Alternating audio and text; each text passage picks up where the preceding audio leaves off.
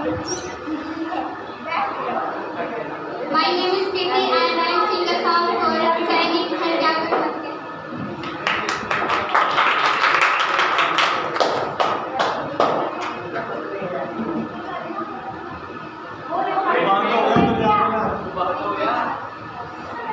सैनिक घर जाके मत कहना, संकेतों से समझा देना। सैनिक घर जाके मत कहना, संकेतों से समझा देना। जब हाल मेरी माता पूछे तो सुनी गोद दिखा देना। जब हाल मेरी माता पूछे तो सुनी गोद दिखा देना। जब हाल मेरी बहना पूछे रक्षाबंधन लौटा देना। सैनिक घर जाके मत कहना, संकेतों से समझा देना।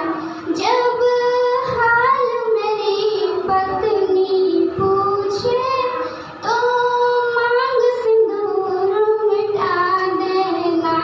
जब हाल मेरी पत्नी पूछे तो मांग सिंदूर मिटा देना। जब हाल मेरे पापा पूछे तो जलता दीप बुझा देना। सैनिक घर जाके मत कहना, संकेतों से समझा देना। Thank you.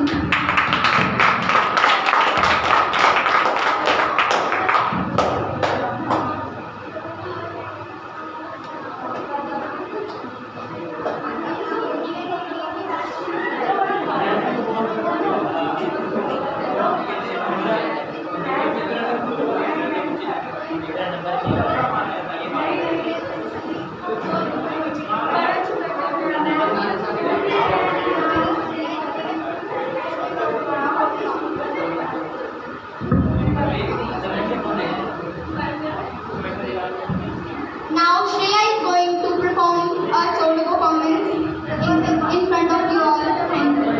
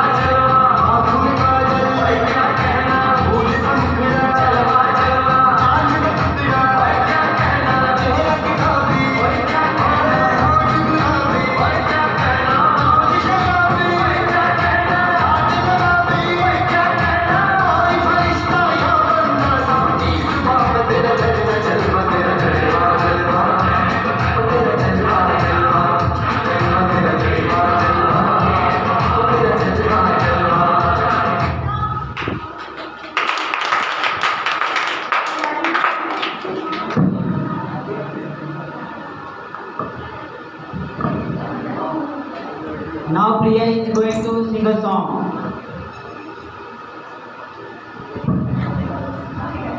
Hey, good evening everyone. Happy Independence Day. I will sing a song. My name is Priya. मेरा मुल्क मेरा देश मेरा ये वतन, शांति का उन्नति का प्यार का चमन। मेरा मुल्क मेरा देश मेरा ये वतन, शांति का उन्नति का प्यार का चमन। इसके वास्ते निसार है मेरा तन मेरा मन, ऐ वतन ऐ वतन ऐ वतन। जाने मन जाने मन जाने मन, मेरा मुल्क मेरा देश मेरा ये वतन, शांति का उन्नति का प्यार का चमन। मेरा मुल्क मेरा देश मेरा ये वतन, शांति का उन्नति का प्यार का चमन। इसकी मिट्टी से बने इसने ही सिखाया वो प्यार का चमन, जीने का चमन, प्यार का चमन। मेरा मुल्क मेरा देश मेरा ये वतन, शांति का उन्नति का प्यार का चमन। अपने इस चमन को स्वर्ग हम बनाएंगे, जश्न होगा जिंदगी का, होंगे सब नमन, होंगे सब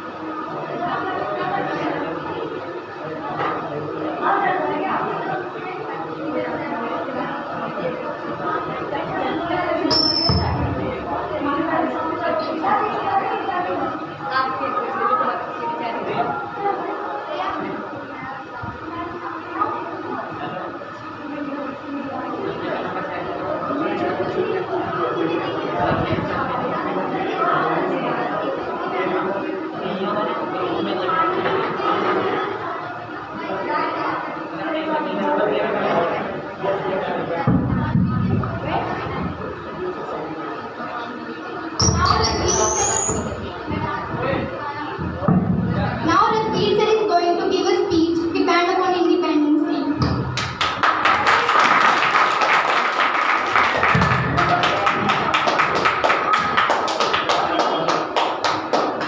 सारे बच्चों को गुड इवनिंग। बैठो बैठो बैठो बैठो बैठो। बहुत पुराने बच्चे मैंने जानते हैं, कई नवे बच्चे नवे चेहरे दिख रहे हैं मैंने, ਜਿਹੜੇ ਮੈਨੂੰ ਨਹੀਂ शायद जानते ਅੱਜ फस्ट मुलाकात अपनी लगी है। मेरा नाम गुरवीर सिंह है, एज ए डायरैक्टर मैं ड्यूटी में आ रहा। बहुत खुशी हुई देख के अज सिस्टम काफ़ी समा हो गया सानू इस सेंटर तो छड्डे नूं, ते उस तो बाद पहला फंक्शन है जो मैं देखने आ रहा हाँ। डिपल सर ने बहुत वधिया ऑर्गेनाइज किया फंक्शन, मैं बड़ा धन्यवादी हाँ उन्होंने। मैं चाहना उन्होंने नाम पर क्लैपिंग कर दो सारे बच्चे। जिन्हें भी बच्चे परफॉर्मेंस करके गए हम तक की परफॉर्मेंस बहुत वधिया लगी, मैंने बहुत वधिया तैयारी है तुहाडी सारे बच्चों की। जिन्हें भी तैयारी कराई है मैं वह भी बड़ा धन्यवादी हाँ, उन्होंने भी क्लैपिंग कर दो सारे बच्चे। और मैं थोड़ा सारे बच्चों का ज़्यादा समा ना खराब करते हुए बस 5 तो 7 मिनट लेने, उस बाद कुछ कर देवांगा। सब तो पहला तो सारे बच्चों को इस अज के सिस्टम बारे, अज के दिन बारे, जो अज का दिन है वो बहुत बहुत बधाई है। अज का वो खास दिन आ जिस दिन सानू आज़ादी मिली आ, जिस दिन असीं आज़ाद होए हाँ। ये वो दिन आ जिस दिन सानू खुल के हर सिस्टम के विच काम करन दा, पढ़न दा, अगे बढ़न दा, अपनी मनमानी करन दा, अपने राइट्स का मौका मिलिया वा। तो मैं थोड़े 5 मिनट लवांगा, 5 मिनट थोड़ी जी स्टोरी शेयर करनी चाहांगा तुहाडे नाल कि जो आज़ादी मिली है किस तरह मिली है, किहदा योगदान रहा इस आज़ादी के विच। मैं सारे नाम नहीं लै पावांगा, कुछ नाम लवांगा तो तुसीं सारे बच्चे ध्यान नाल आराम नाल बैठ के मैं चाहांगा सुनियो, कोई डिस्टर्बेंस क्रिएट ना करियो, क्योंकि मेरी स्टोरी में हो सकता कि सारे बच्चे शांत होने के नाल शायद तुहानूं बोर भी लगे, क्योंकि तुहानूं बड़ा आप स्कूलों तो सुनते आ रहे हैं कुछ चीज़ां जो मैं सुनाउण जा रहा हाँ। मैं स्टोरी उस समय तो स्टार्ट करूँगा जिस दिन का डेट हैगी 28 सितंबर 1907। 28 सितंबर 1907 ये वो डेट है जिस दिन शहीद आजम भगत सिंह जी का जन्म होया। उन्होंने जन्म लिया जिसके करके सानू अज माण नाल प्राउड नाल फंक्शन कर रहे हैं, बैठे हैं।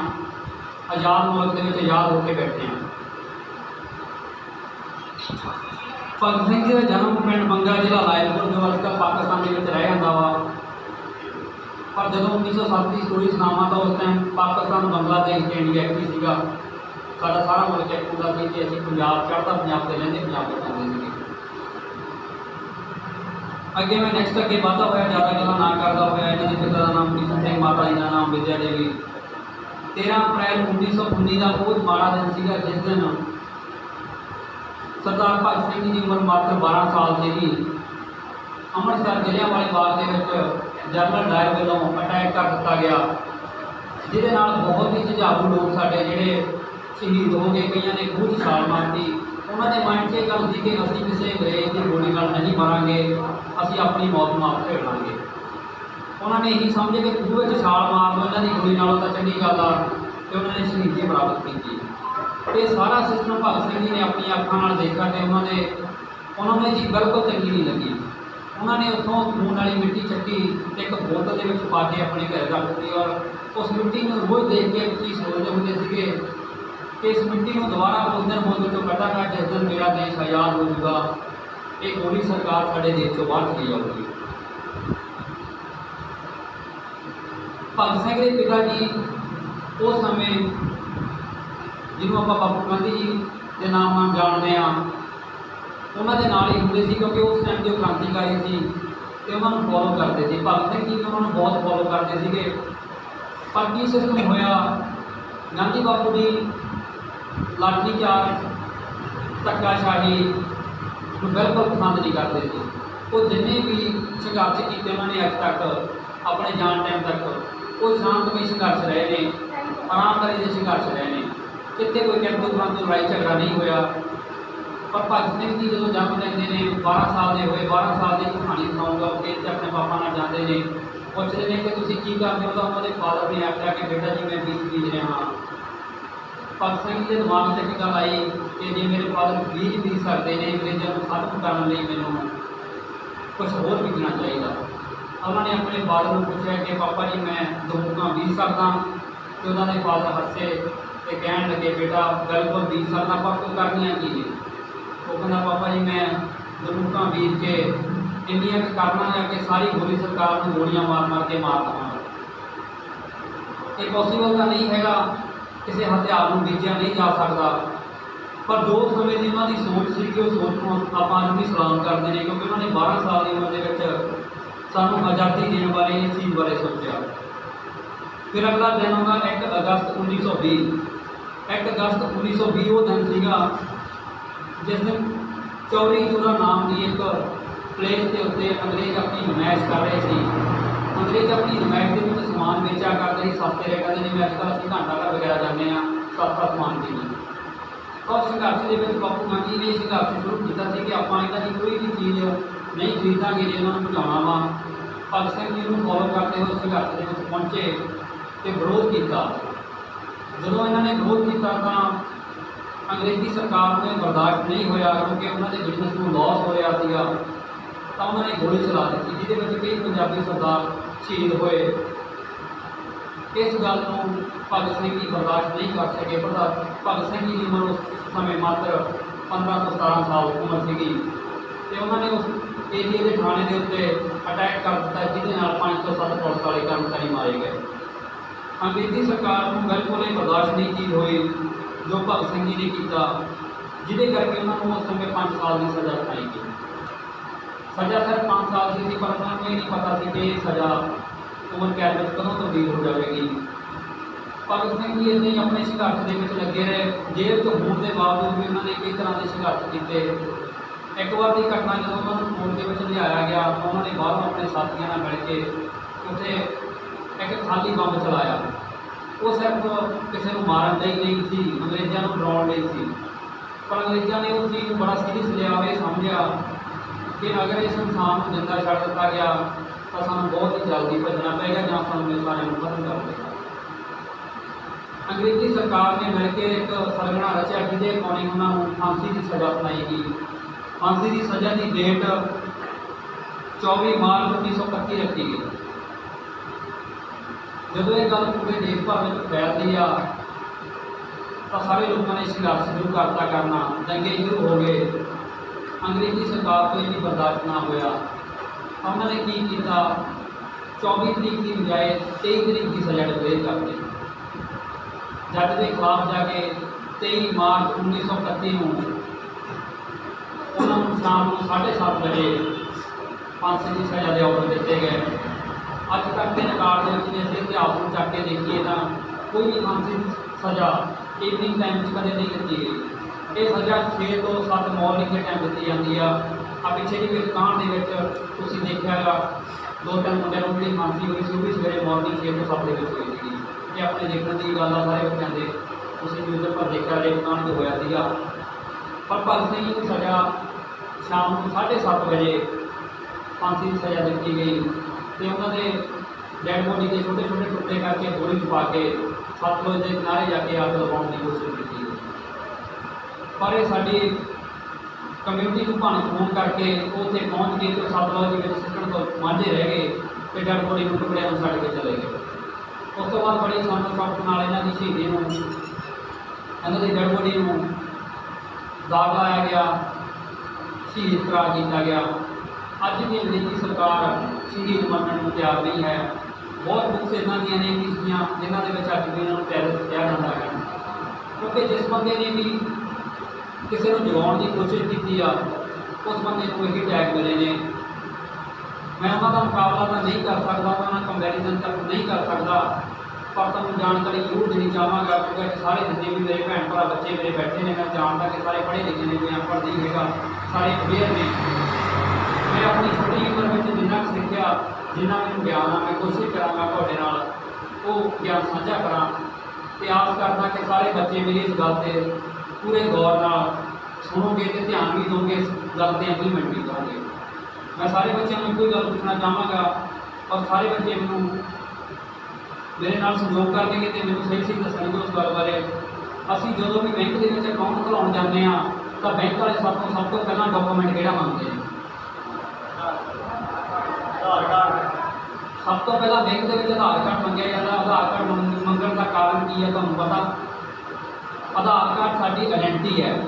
ਆਧਾਰ ਕਾਰਡ 'ਤੇ ਸਾਡਾ ਨਾਮ ਹੁੰਦਾ, ਸਾਡੇ ਫਾਦਰ ਦਾ ਨਾਮ ਹੁੰਦਾ, ਸਾਡੀ ਡੇਟ ਆਫ ਬਰਥ ਹੁੰਦੀ ਆ, ਸਾਡੇ ਘਰ ਦਾ ਐਡਰੈਸ ਹੁੰਦਾ ਵਾ, ਜਿੱਥੋਂ ਵੈਰੀਫਾਈ ਕਰਕੇ ਇੱਕ ਅਕਾਊਂਟ ਖੋਲ੍ਹਿਆ ਜਾਂਦਾ।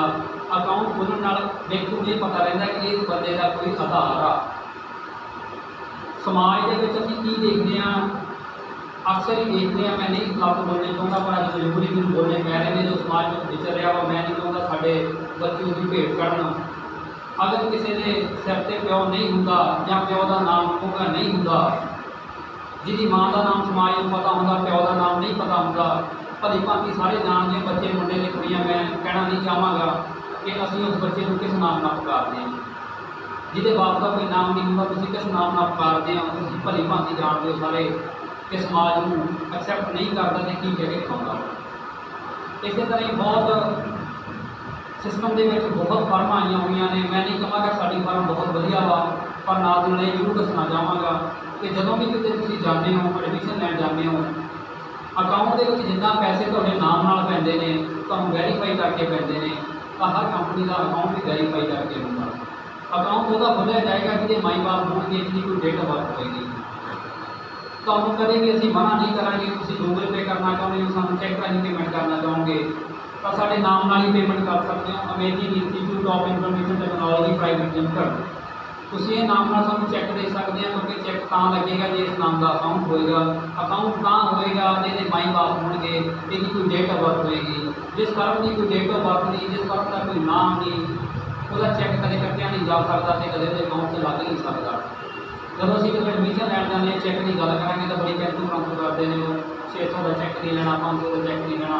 ਚੈੱਕ ਤੁਸੀਂ 100 ਰੁਪਏ ਦਾ ਵੀ ਕੱਟ ਸਕਦੇ ਹੋ, ਚੈੱਕ ਤੁਸੀਂ 10 ਰੁਪਏ ਦਾ ਵੀ ਕੱਟ ਸਕਦੇ ਹੋ, ਚੈੱਕ ਦੇ ਵਿੱਚ ਕੋਈ ਓਬਜੈਕਸ਼ਨ ਨਹੀਂ। ਉਹ ਸਿਰਫ ਬਹਾਨੇਬਾਜ਼ੀਆਂ ਹੁੰਦੀਆਂ ਨੇ ਤੁਹਾਨੂੰ ਬਖਲਾਉਣ ਦੀਆਂ, ਭਰਮਾਉਣ ਦੀਆਂ।